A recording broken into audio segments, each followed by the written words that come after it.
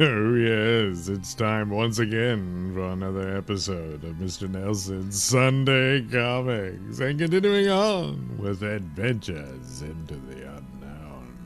We begin with a short story and then on to the main feature in a bit. But the first story, of course, the short one, The Cursed Pistol.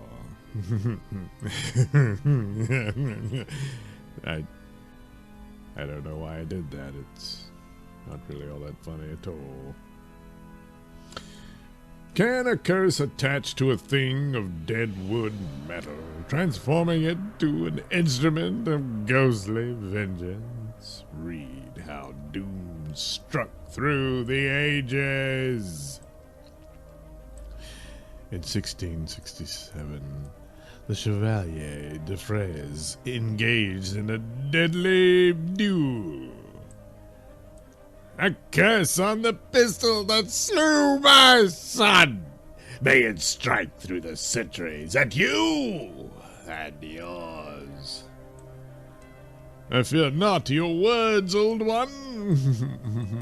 But later, in cleaning the pistol...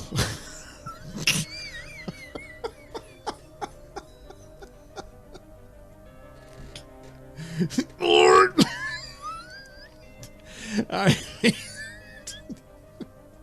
so he was cursed or just an idiot?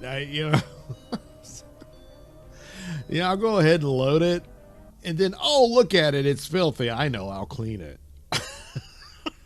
because the flintlock things. Anyway, was it the curse? Who knows? But in the same room, a century later. It killed my great-grandfather. They say it's cursed. I want to see it. Once again, the fatal pistol struck. Stop loading it! I mean, at this point, it's just a mantelpiece, but what? Philippe! Oh, no. Oh! It's a good thing I took out that life insurance policy. Strange accidents, you say? But twice more, the ancient firearm roared its message of death. Finally, in 1943. The last of the phrases, a pauper. And all that's left to me is the cursed pistol, which... has been our ruination. I mean, my hands are already dead. I mean, all the color's out of them, and I can barely feel this thing. Well, anyway, I'll break it. Snap its evil spell. There. A splinter pierced my hand. And, well, now it's got color again. And, oh, boy, I guess it made his knuckles bleed. Anyway...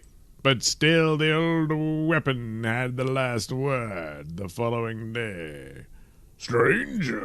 I've never known blood poison to work so fast. The man's dead. Boy, don't mess with that pistol. Accidents or a ghostly curse? Boy, he was so broke there's no antiseptic or anything, So, one little splinter. But, I mean, his hands were in bad shape to begin with, so, But anyway, yeah, there you go. Cursed pistol, huh? Yep. So now, to the main feature. Tell me a ghost story. Well, all right. The Castle of Otranto, I guess. The Castle of Otranto, written by Horace Walpole was it Walpole? I don't really know. In 1768 is one of the really great ghost stories of all time. Generations of readers have thrilled and chilled to the terror tale of the restless ghost of Alfonso, the murdered master of Otranto Castle. You'll thrill and chill too. So I guess I've never heard of the story, so I guess it's based on a real one, Anyway, there's the castle. They painted it red for some reason. Anyway, the castle of Otranto was built in the days of William the Conqueror. In the dismal courtyard, as high, bleak tourists catch the sunlight. Oh, turrets. Tourists. Turrets catch the sunlight. Yes, I'm heir to this cursed castle, but a slave to its owner, my Uncle Manfred. And I just wish I must marry a girl I've never seen, because her noble family pleases them. I'd rather be dead than have to touch a woman. But suddenly, what? A great shadow sweeping down upon me!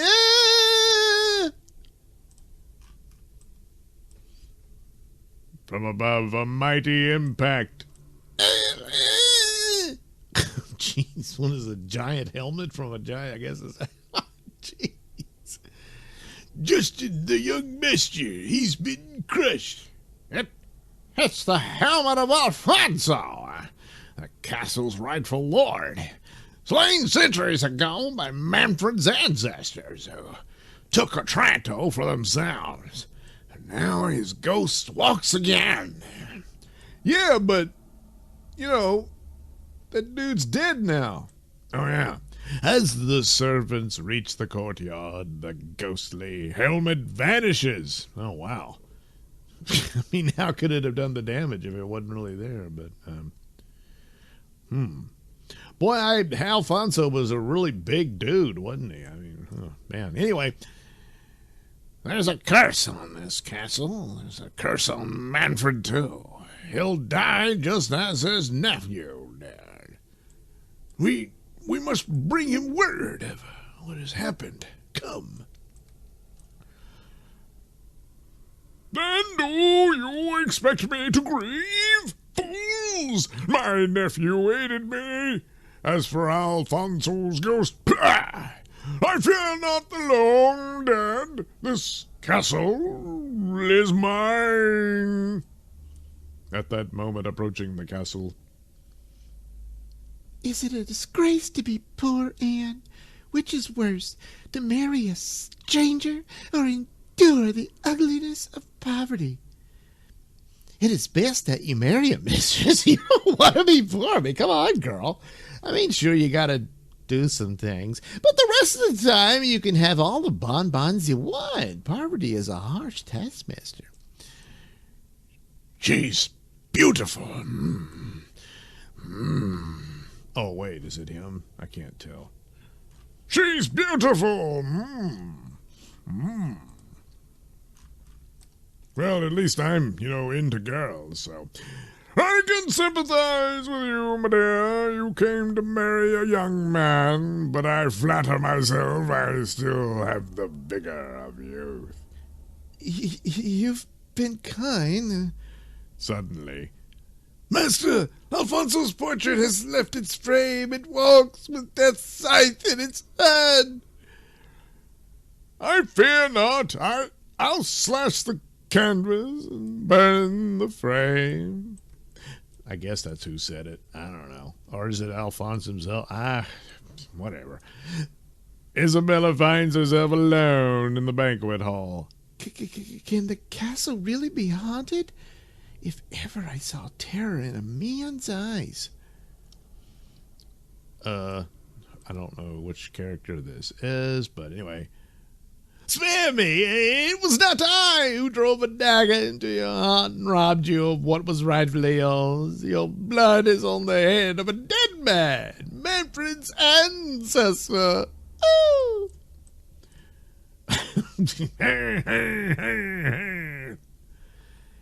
If you would live, if you would live, go. Oh, wow, look at that. Oh, it's already turning green. That's going to go bad. Yeah, it is. By the way, you've got, I guess, green eye.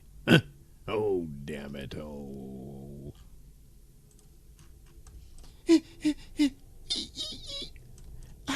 I've got to get out of this awful place, but I can't find the entrance hall. It's a horrible dark maze of reading rooms and nowhere. Well, maybe settle down and read for a while. I don't know. But then... A wall panel, and it's ajar. Does it lead out or down under the house? These old castles are supposed to be full of underground crypts. There is the taint. The taint of death in the air. Can this passage lead to a burial vault? Oh, let me go! In the blackness, a hand lights the wick of a charred candle. You are lovelier than a sunset. I never thought to find beauty in Otranto. Who are you? My name's Theodore, and listen, the vault's shaking. Alfonso's ghost must be moving about in the portrait gallery. It's directly overhead. I saw it. It spoke to me. Plop, plop, plop, plop, plop, plop, plop. At that instant, in the portrait gallery... There it goes, Master, back into its frame. Oh, well, it might have been important to show this earlier, They just said it, but we didn't really get a good look at it. So anyway, there you go. There's Alfonso. He comes in and out of that portrait, Maybe get rid of it, but I guess when they tried to, he got mad. Whatever, I don't know. It's Arlen. He's dead, cut down by the scythe. Why does the ghost never attack you? I told you why, fool. I do not fear it. That girl, where is she? The burial vault. So that's where she went. Bring torches, hurry. I'm going after her. Voices in the vault. Mayhap she talks with the dead, master. Who be you, sirrah, living like a ghoul in the vault of my ancestors? Not your ancestors, Manfred, mine. You dare to speak to me thus? For that, I will have your life. Man, that's just a hairstyle that never really caught on, You should hold your temper when you fire a pistol, rogue. But then, that's it. Hold him fast. He'll suffer for his insolence. By torture. Be merciful, I beg you. He struck you only in defense of his life. Mercy? From me? Ha ha! How little you know, Manfred. We shall get to understand each other better when we are wed, Miguel. No, don't touch me. Well, too late. I already did. Cut quite a feel, too. Then, out of the shadows, turn and face me, Manfred. Your hour has come. And you, Theodore, who state that the honored dead of my family are your ancestors, hearken to me. All men of my line bear a mystic mark upon their bodies. Bear your shoulder, so that I may know the truth. Well, I do have the mark, but it's not on my shoulder. Have you ever seen the court jester? It's on the cheek of my bottom. Oh. I came to this castle knowing it was rightfully mine. See, I bear the seal of our house upon my flesh. An arrow, speeding true to its mark. Then you are my heir. Your heritage, courage, and the right to walk in the sunlight and fear no man. As for you, my vengeance will be quickly satisfied. Die, Manfred! Oh, no, man! Oh. So he melts into a green pool of crap. The castle would do you no good, lad. It is stained with blood and tears and, other things I don't want to mention. I will grow swiftly larger. You must go before my spirit leaves the earth forever. Well, if you keep growing and growing and growing, aren't you going to destroy the whole planet? Look at his head coming up. As Theodore and Isabella flee aghast, a tremor shakes the earth, and the castle begins to crumble. Its mighty walls rush asunder, and the dark battlements crash to the plain. Hey, guys. For an instant, brief as a dropped heartbeat, a ghostly shape looms against the clouds grown to towering height. Then it dims and vanishes. Oh, look! Later, by a quiet stream. Somehow, I'm glad the castle's gone. I mean, I don't have a penny to my name, and I really could have used a good bit of that property, to set me up. But, well, anyway, a man with wisdom in his head and strength in his arms can make his own way in the world. It's good just to be alive. So you're unemployed? Well, anyway, the end. Gee, I hope that all works out. It wasn't too bad, giant ghost and all that. But, well, it's over. Let's see what comes next time on Mr. Nailsin Sunday Comics. Is this one of these short ones, or no? That's the one. Okay, I think this is the last one. So, True Ghosts of History, the vengeful specter of Lord Tyrone.